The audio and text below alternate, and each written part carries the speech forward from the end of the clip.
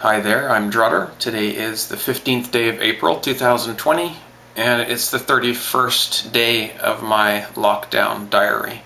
I haven't been recording an update every day, but I think I've missed only 3 or 4 so far. I try to get some news out from my corner of the world, which is southern central BC, the Okanagan in Canada, and some stats usually, and just a little bit of information about what's going on in my life to add a bit of a personal touch to the lockdown diary. And today I note that there are 85,000 dead in total, according to statistics from various websites and news organizations. There were 8,000 deaths today alone, so approximately 10% of the deaths were today. That's the worst ever day, unfortunately.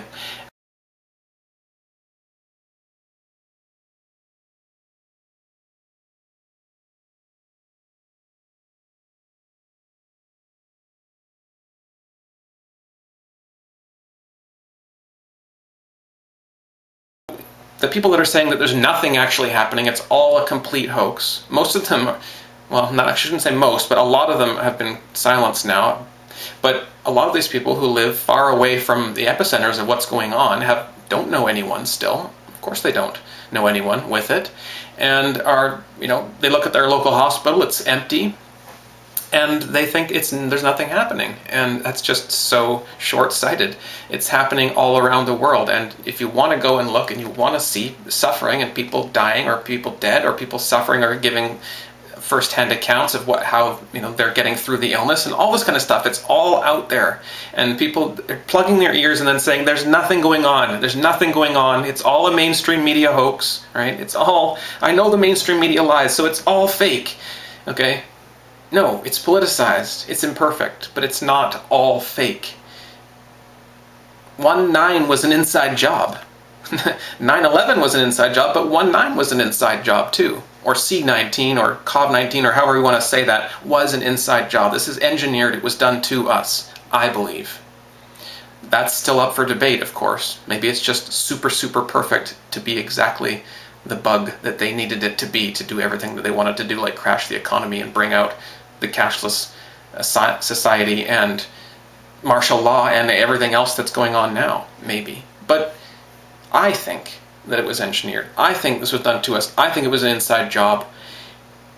But that doesn't mean it's a hoax. A hoax means fake, not real, not actually happening. It's not that. It's not a S-hook. It's not actors, okay? There's not hundreds of millions of actors with symptoms, not hundreds of millions of family members with people that are sick, or millions of people who are ill now, or millions of people that have family members that have died now, right? They're not all actors. The whole world is not acting, and these people need to understand that there's something happening.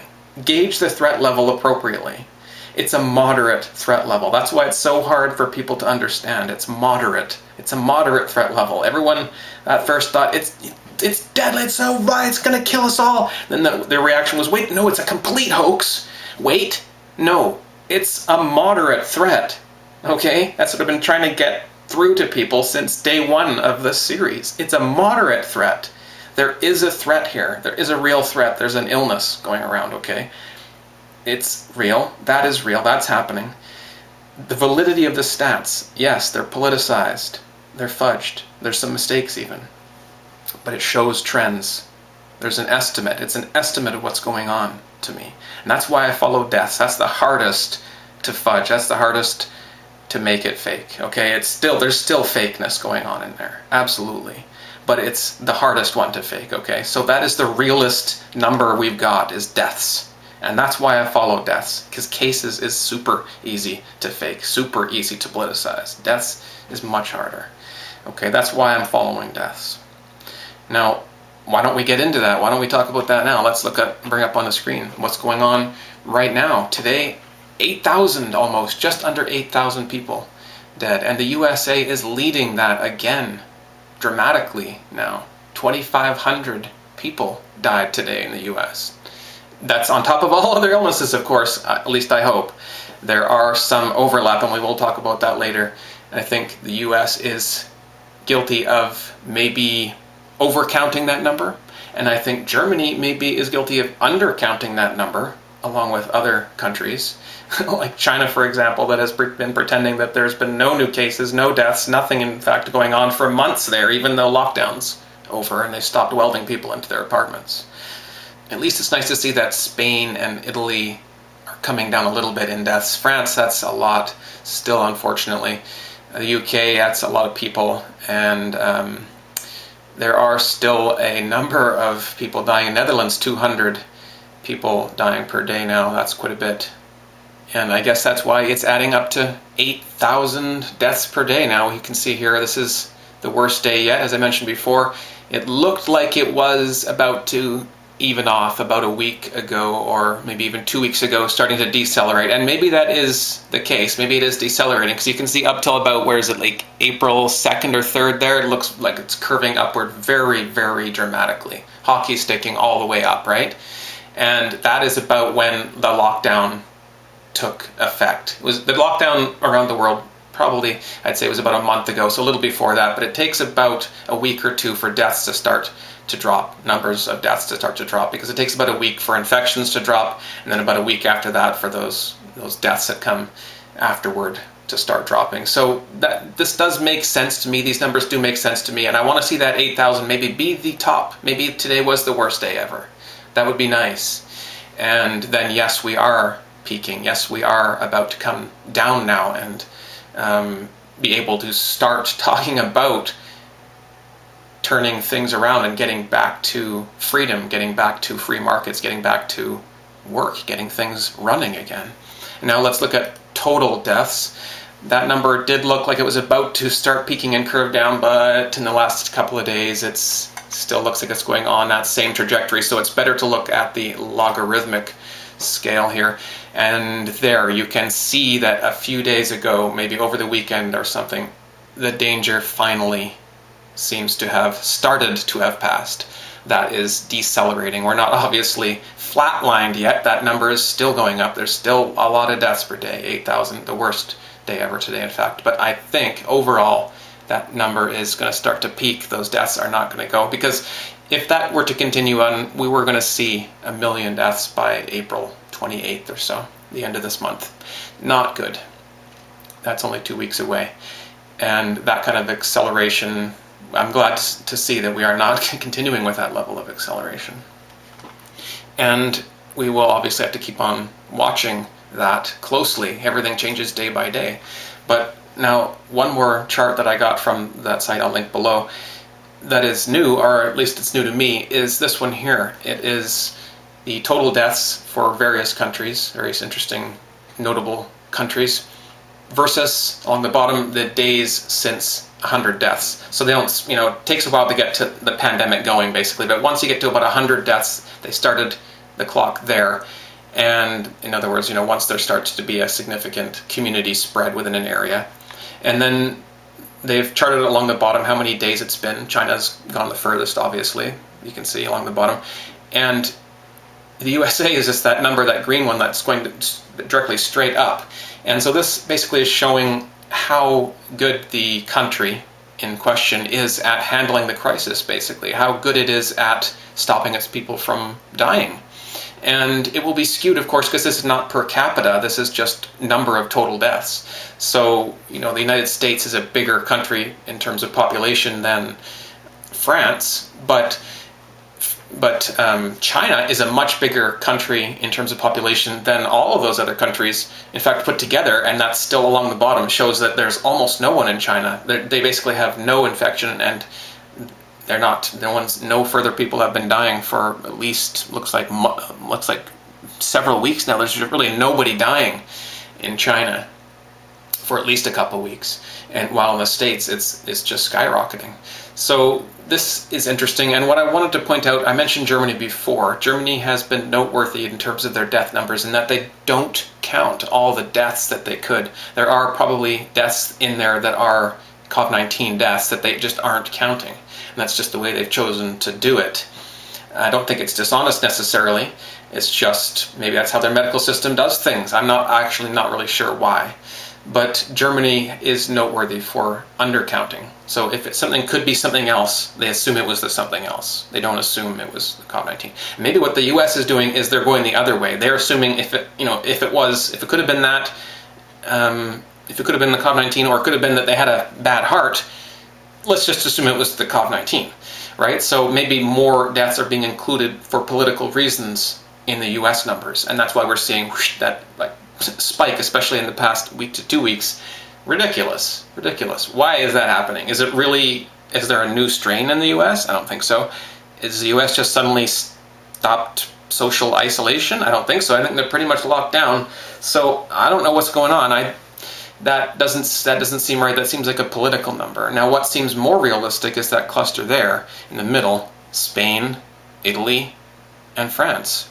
Those numbers are all similar to each other, and they all are countries in a similar area, and they're all going through kind of a similar course of the pandemic, and they have similar, geographies and similar populations and all that kind of stuff. They're similar, and for them to be all clumped together on the chart sort of makes sense to me. And for Germany to be much lower like that makes sense to me too. They're not counting all their deaths that they could be. There could be more numbers in there. It probably would be closer up to where the other three are. But now along the bottom there's Iran and China, and the news and their cooperation with the numbers may be the reason why those are so low. I don't think they have a better healthcare system, and I'm not really sure. I don't think they have a different, less virulent strain down there. So I don't think that's quite right that Iran and China's numbers are so artificially low like that. I don't think that's right. But then again, I don't think that US number maybe is right either. So the middle numbers on there may be the most accurate. And in time, we will find out who was being the most accurate. I'm sure there is a lot of research being done, and a lot of documentaries, and a lot of investigation will be done, because this is one of the most important things that's ever happened in the economy or in health for humanity. So there's going to be all kinds of scrutiny on what was done here. And I think Spain, Italy, and France are reporting their numbers approximately correctly there. So that's an interesting chart to look at, and I'll keep on looking at that. But last I wanted to talk about, in Canada, they're saying now that the pandemic could affect the food supply, power, banking, internet service, other utilities, and more here in Canada in the next little while. This is an internal document that supposedly was obtained by CBC News. I don't know. But this is basically the government is saying to themselves, or to the public, I'm not really sure, but they're announcing that there are possible, major food disruptions. Power, banking, internet, and other utilities may go down in Canada. This is something that I had hinted at long ago, and people were fairly skeptical that could be possible, but it does seem like it's getting closer to a reality, and the government now is admitting that may be what's coming. So they've kind of been breaking it to us gently, I guess. That, I don't know if that's the plan, or that's just what kind of happens in an economic collapse. But basically they're saying shit's falling apart, and it may continue to fall apart if this gets worse, but that is yet to be seen. And the reason they're giving for this is labor shortages. They're saying that people are ill with the virus, or another reason for labor shortages is the lockdown. And I think that's the main reason, actually. They mention it sort of casually, but I think the lockdown is the main reason for the labor shortages that we have, not the illness. The illness is a few people. The lockdown is a lot of people. And that's the main reason for labor shortages. So if they're blaming labor shortages, they can blame them fucking selves for all this that's going on, basically, is how I feel about it. The labor shortages. A lot of people are locked down that don't need to be locked down. And people that need to be locked down maybe aren't. There's construction going on all around my house on a useless roundabout, keeping me awake at all hours of the day and night. And that doesn't need to be going on, but they continue, and they're standing out there scratching themselves, coughing all over the place, smoking cigarettes, eating sandwiches, going into the porta potties nonstop, and high-fiving each other on the way out and in. These guys. It's gross to watch them all around my yard. Meanwhile, I'm locked down. I'm not allowed to go to the store because they spray me with alcohol and make sure I haven't gone more than once in a week. Alright? It's bizarre what's happening here. And now the government's saying, oh, there's going to be food supply shortages and stuff because of labor shortages. The labor shortages are from the lockdown. That's why I'm talking about ending the lockdown as soon as possible, as soon as these numbers have peaked. And until I saw the numbers today, I thought they had peaked. So I'm going to be watching this again tomorrow and every day. And like I said, these numbers, we don't even know if they're true. We don't even know how accurate they are, but we know that they are somewhat accurate. We know that there is an estimation there. We know that there are real people in behind these numbers. And in time we will know who was telling the most truth and who was lying the most about all of this. But until then, I'm going on the estimation that we have here, the trends that are shown here. And I think that at least the first wave of this is peaking or will have peaked any day now. And they're talking about weeks more in BC of lockdown. I don't think it's a good idea. I really don't think it's a good idea. I don't think that people are going to take it. And maybe, yes, that is also part of the plan. Trudeau says he hopes not to use full martial law federally, as long as the provinces can get everything done and keep on cooperating with what they need to do. Otherwise, he will do full martial law across the country. Interesting times. Talk to you again tomorrow for day 32. Stay well.